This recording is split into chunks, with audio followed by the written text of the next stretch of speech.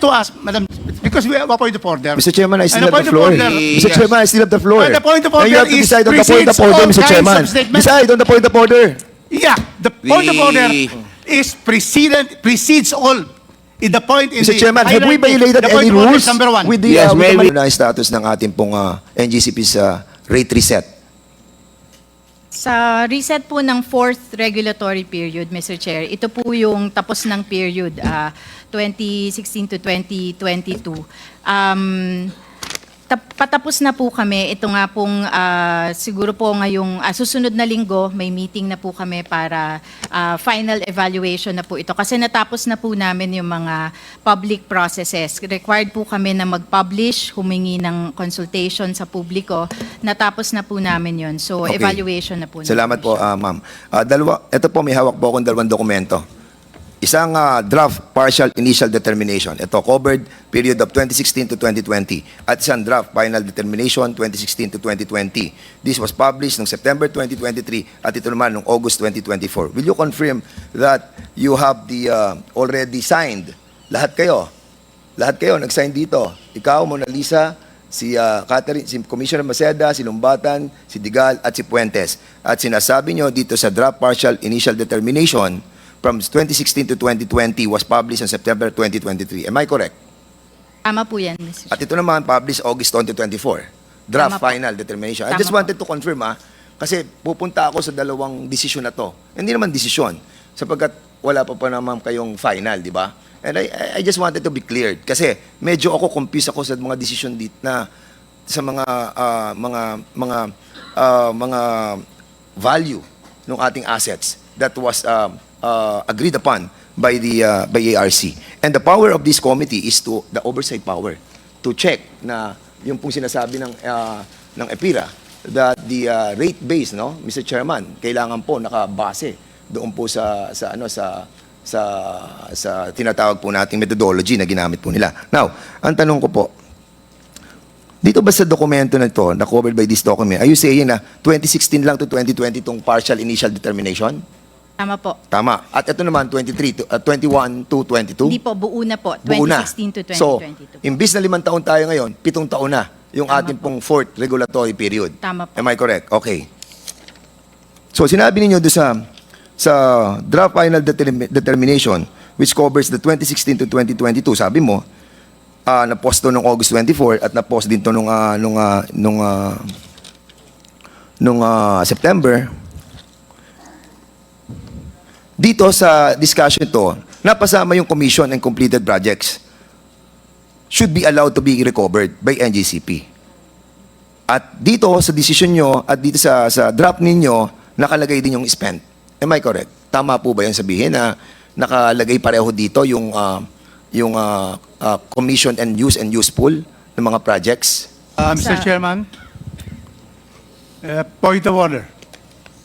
We cannot be discussing non-final decisions and merely temporary drafts.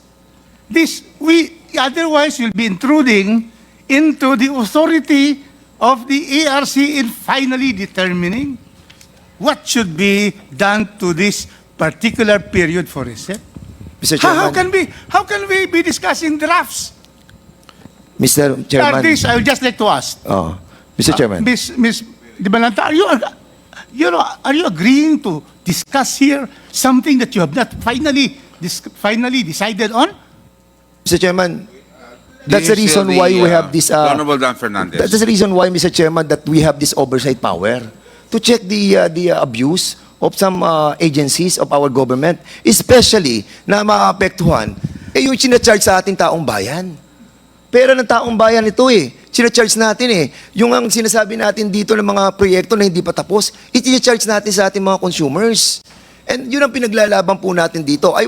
Bakit po Okay. natin hindi Honorable na-allow? Dan Fernandez still has the floor. Let us give him Yeah, his but I time. have the But point of order. We In take any note of that, judicial Honorable. decision, you cannot question yet if that's not yet final. But These are no. draft. The commissioners, the chairman will change this draft and they have that authority under the law. Okay. So how can we be discussing drafts of possible decisions? Okay.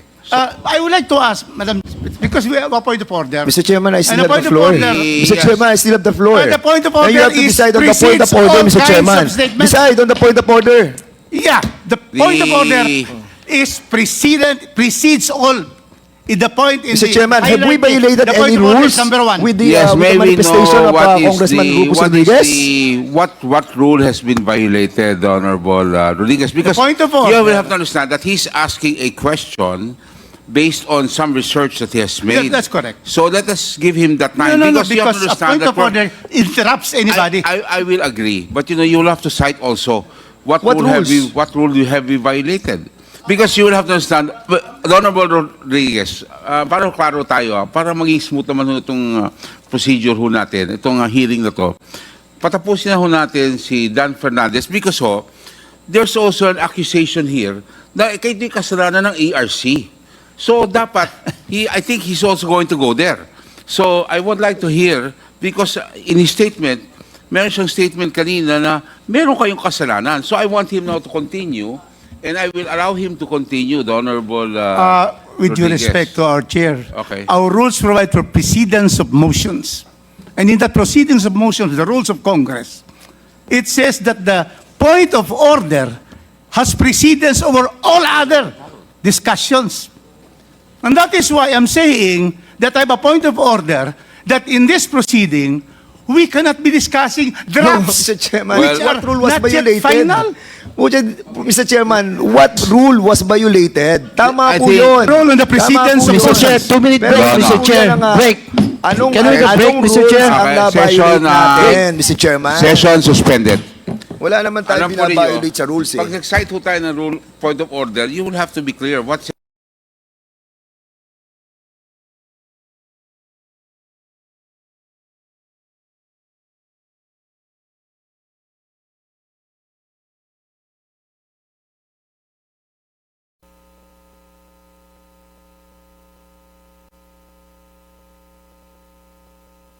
Yes, please proceed.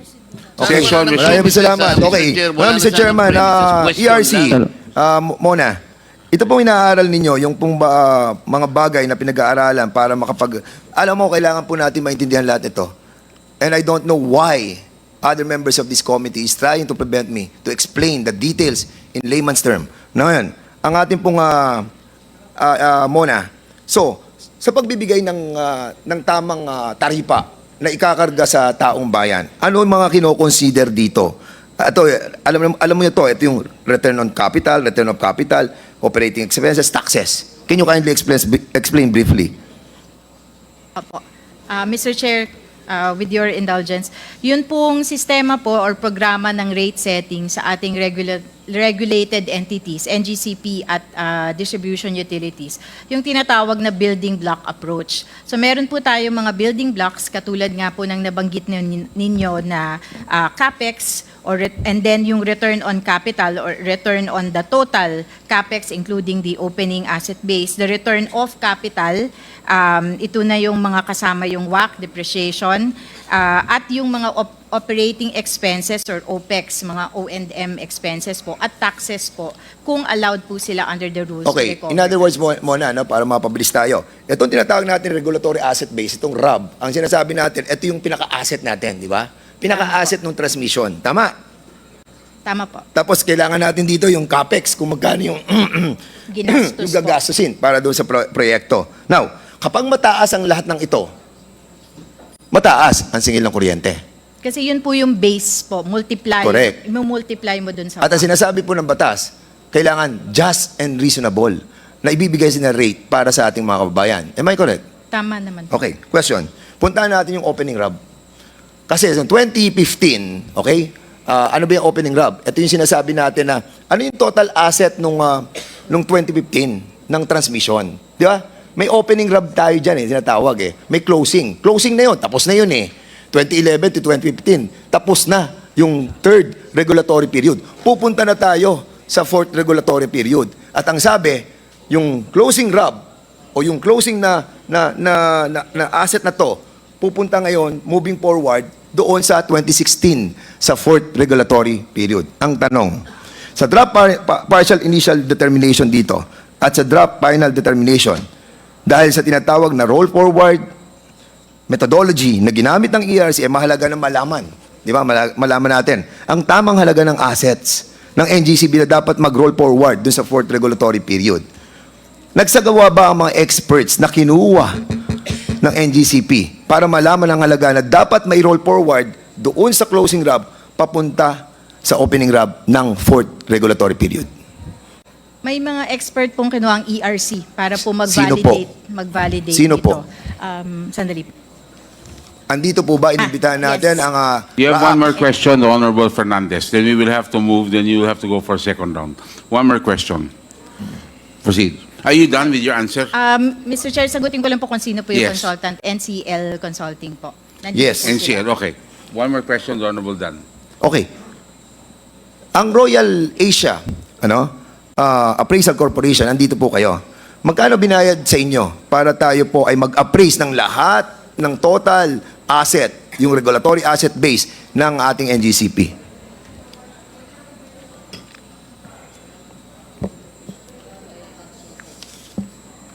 Nasa likod daw po, Mr. Chair.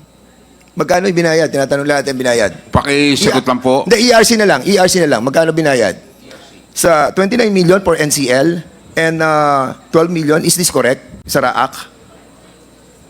Anyway, bigyan nyo na lang sa akin mamaya. Sige po, may Okay. breakdown po kasi yan. So, ang tanong natin sa RAAC, ano ang opening RAB ninyo? So, ano yung asset na natapos natin sa third regulatory period, moving forward sa 2016, anong opening RAB natin? Last question, please reply. Ano last question? Yes.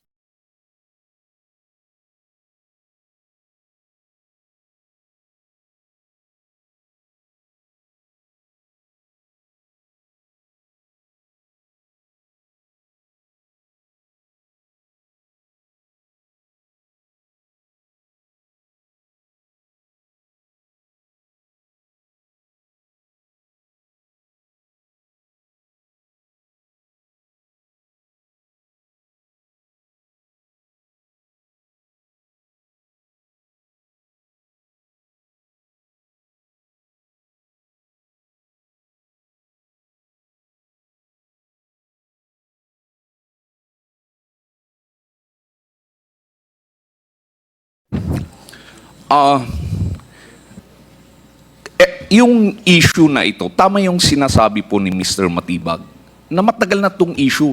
As a matter of fact, pinatawag po kami sa Malacanang during the time of President Duterte. Nandun po si Mr. Matibag, nandun si Secretary Cusi, and we were confronted with several issues, and the foremost issue raised by Mr. Matibag at the time was this: saan ka nakakita ng may-ari ng bahay na hindi pinapapasok sa kanyang bahay? I would like to repeat my answer then, Mr. Chairman. Ang sinasabi ko po, may concession agreement po tayo. Para pong may lease agreement, nangungupahan kami sa bahay ninyo, ikaw nga talaga ang may-ari. We recognize that. Walang problema po doon. Ang sinasabi po lang namin, hindi naman po pwedeng natutulog kami ng alas 3 ng madaling araw, kakabog ka na lang sa bahay namin, papasukin mo kami, maiistorbo naman kami. In other words, there should be protocols to be observed. Yun po ang sinasabi namin noon pa. And truth be told, Mr. Chairman, we have pictures. Attorney Mutia here, Attorney Alabanza, have in her possession pictures that will show that we allowed Transco, we allowed DOE, we allowed NICA to enter and to inspect not only our buildings and facilities. I would like to go to the issue raised on the case na final namin against Transco. Yes, correct. We filed a case against Transco. Ganito po kasi yung nangyari dyan, Mr. Chairman. Meron kaming substation sa Pangasinan. Biglang may nag-aakyat sa mga bakod namin mga tao. Siyempre, huhuliin na ng gwardiya namin yon. It is our obligation as the concessionaire to protect the transmission facilities, and that is why we filed a case for trespassing against these individuals. And we later found out, Mr. Chairman, that they are employees of Transco. Now, Mr. Chairman, can we present the pictures that will show that indeed We allowed Transco, we allowed DOE to visit our facilities. Thank you, Mr. Chairman. Much, Can we see the slides kung ano yun, ipapakita nila? Randy, okay, he still has the floor. The Honorable President, please. Yeah, before I proceed to my next question, can we see the slides? Kung There are totoo, slides that, are you ready to present the pictures? or later while they preparing, I proceed to Okay, my so- next Mr. question. Chair, I Please have a proceed to your link. next question. I While can they're send preparing it to it, Mr. Chair. COMSEC. Please present. Please, The link po, I can send the link. you will send, okay, please coordinate with the staff now. Yes, sir. Just Okay, coordinate, the Honorable thank you. President Jesus, Thank you. go ahead. Again, the last time the hearing that we had, Mr. Chair, lagi natin pinag-usapan about the Chinese na may one push, may button sa China na once na pinindot yun, magba-brown out. So I would like to ask NGCP, totoo ba yun na may one button na basta't pinrest mo, black out ang buong Pilipinas? Maraming nanonood sa atin kasi natatakot sila rito. So gusto natin for the record, totoo ba yun na isang pindot lang magba-black out ang buong Pilipinas? Yung parang bang sa Mission Impossible movie, parang ganun. Totoo ba yun? Mr. Chair, wala pong ganon sa NGCP na... Mr. Chairman, he's our Chief Technical Officer, Mr. Name. Chairman. A Filipino citizen. Chief Technical Engineer Officer. Rico Vega. Rico, Pilipino ka? Are you in the position to answer that? Okay. Yes, Mr. Chair, I'm the OIC Chief Technical Officer of Okay, NGCP. please, go ahead. Yes, sir. That has been a concern, correct? Yes, sir. I confirm that there is no push button anywhere that can block out the whole grid of the Philippines.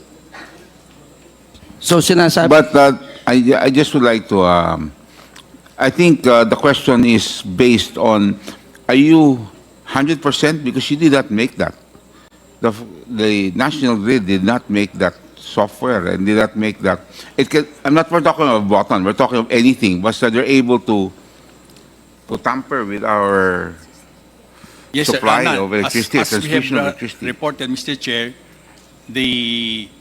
our SCADA is not connected to the internet, can be accessed. Yeah. It has the own Okay. OTGs. Okay, Mr. President Jesus, you still have the floor. Thank you, Mr. Chair. Siguro follow-up question lang.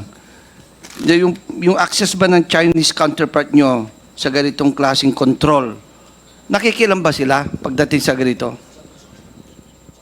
Mr. Chair, all our load dispatch center and engineers in our facilities are all Filipinos. Mr. Chair, can I assure the Filipino people, especially yung mga nanonood sa atin, there's no such things. I want you to confirm that. You're under oath. Mr. Chair, na-under oath ba sila?